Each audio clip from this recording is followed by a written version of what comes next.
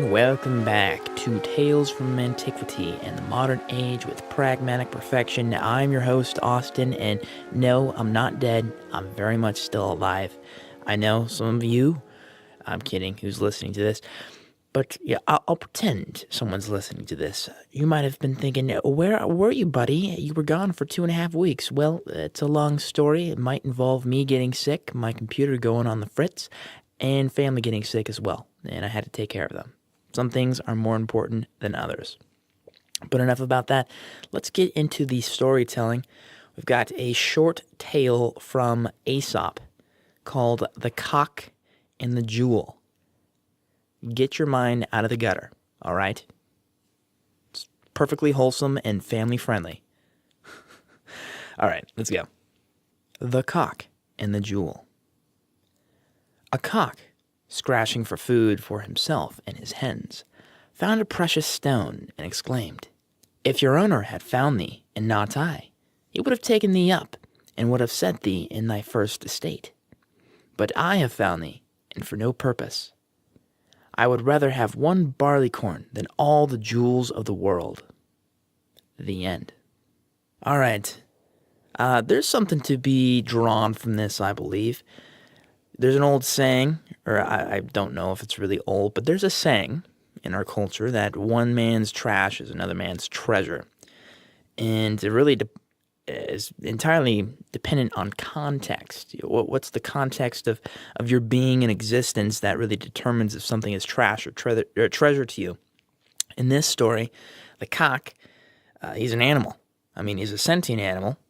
I forget what's the term that we have for when a creature exhibits human attributes. But, for the purpose of the storytelling, he can think like a human, but he still has the sensibilities of what a male chicken requires to exist and live and prosper.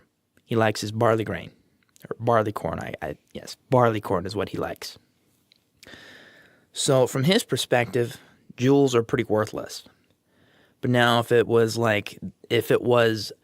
the human who found it, of course, that jewel is quite valuable. He can use it to sell it and buy other important needed necessities, and it's quite important to him, and it would allow him to do a lot of very interesting things. I wish I was the owner of that cock and that I had found that. That would have been very nice. But it kind of comes back to that context of, is it relevant to you? Whatever this jewel hidden in the dirt, or diamond in the rough, as we also like to say. But unfortunately, I think the story stops a little soon. Something that I think could also be extrapolated is it's almost like international trade.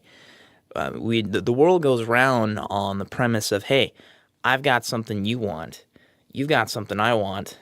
Let's get together and make it happen. I mean, since we're on a fantasy story, let me continue it on with a little addition from Austin. So the cock, he found his jewel, but he was a smart cock. So now he set up a little meeting in exchange with his owner of the jewel for 5 bushels of barleycorn. The owner agrees, and now the cock is getting fat and fit. I don't know how that works, fat and fit. He's happy and fat with his 5 bushels of barleycorn. And the owner is happy with 5 massive bags of gold that he got from selling the jewel. The end. How do you like my addition? I quite like it. But the point is here, if you got something I want, and I've got something you want, then what's holding us back from getting together and making that exchange? Everyone's happy. It's good business. Good business benefits both parties. And that's all I've got to say for today. All right, on to, I suppose, the behind-the-scenes part of the show. Yeah, nothing really to say here that I haven't already said. I mentioned in the beginning that, yes, I have been away for a couple weeks. I'm not going to apologize for it. And you're like, what? You're not going to apologize? How rude. Well, I can't help it, man. If my computer breaks, is that my fault? If I get sick, is that my fault? No, it wasn't. I wasn't living irresponsibly. And if my family gets sick and I have to take care of them, which is morally right, if they need my help, I'm going to help them. I see nothing to apologize for here. But I will say I missed it, and I'm glad to be back. And I hope you enjoy me coming back as well. So that's that. Oh, okay.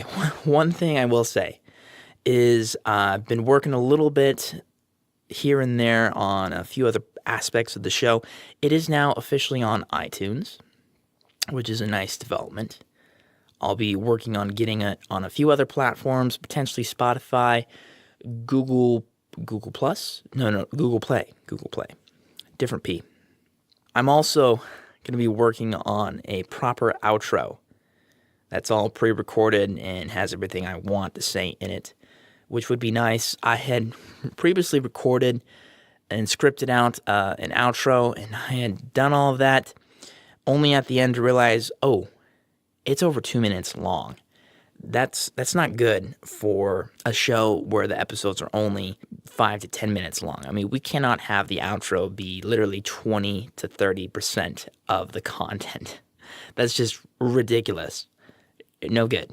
You can't have that. I'll be going back, re-scripting that, re-recording it, and hopefully getting it under a minute, which is still long by industry standards, whatever that is. Apparently, it's about 30 seconds for an outro, but I think of it like this. I don't really have a very long intro. It's that, little musical bump from Claire de Lune, an open source, public domain recording, I might add. And then that's it. It's just me talking, and then I say, hey, welcome to Tales from Antiquity in the Modern Age.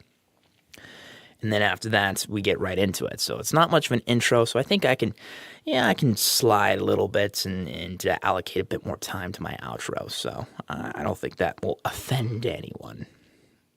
Not that I object to offending anyone anyway.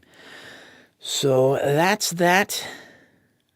It's time for the actual outro, which is not pre-recorded. I'll introduce that later, but I want to say thank you for listening in and leaving your feedback and appreciation. I very much appreciate you for doing that. And if you enjoyed it, be sure to leave a like, a rating, subscribe to the podcast on whatever platform you're listening to it on. And maybe introducing some new aspects to the show coming up. So stay tuned for that. Stick around. Plenty more coming. And just hope you have a fantastic day. And I'll be back tomorrow with more tales from antiquity. All right. Thank you all, guys. And we'll catch you next time.